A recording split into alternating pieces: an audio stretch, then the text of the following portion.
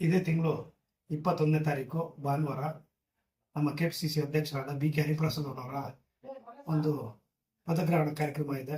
ಆ ಪದಗ್ರಹಣ ಕಾರ್ಯಕ್ರಮಕ್ಕೆ ನಮ್ಮ ಎಐಸಿಸಿಯಿಂದ ರಾಹುಲ್ ಜಿ ಅವರು, ಕೆಪಿಸಿಸಿ ನಮ್ಮ ಎಐಸಿಸಿ ಅಧ್ಯಕ್ಷರಾದ ಮಲ್ಲಿಕಾರ್ಜುನ್ ಖರ್ಗೆ ಜಿ ಅವರು, ಕೆ.ಸಿ. ವೇಣುಗೋಪಾಲ್ ಅವರು, ಸುರ್ಜೇವಾಲಾ ಜಿ ಅವರು ಹಾಗೂ ಇನ್ನೂ ಎಐಸಿಸಿ ಸೆಕ್ರೆಟರಿಗಳು, ಇಲ್ಲಿ ನಮ್ಮ ಮುಖ್ಯಮಂತ್ರಿಗಳಾದ ಡಿ.ಕೆ. ಶಿವಕುಮಾರ್ ಅಣ್ಣವರು, ಸಿದ್ದರಾಮಣ್ಣವರು ಹಾಗೂ ಎಲ್ಲ ಮಂತ್ರಿ ವರ್ಗದವರು, ಎಲ್ಲ MLAಗಳು ಕೂಡ ಒಂದು ಕಾರ್ಯಕ್ರಮದಲ್ಲಿ ಭಾಗಿಯಾಗ್ತಾ ಇದ್ದಾರೆ.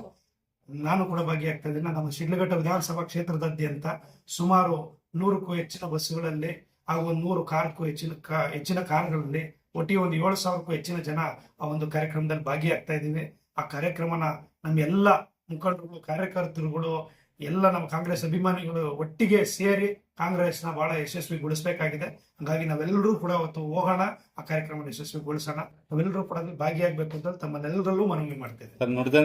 ಈಗ ಏನಿದೆ, ಈಗ ನಮ್ಮ ಕಾಂಗ್ರೆಸ್ ಸರ್ಕಾರ ಇವತ್ತು ಸುಭದ್ರವಾದ ಸರ್ಕಾರ ಅಂತ ಹೇಳಕ್ ಇಷ್ಟಪಡ್ತೀನಿ.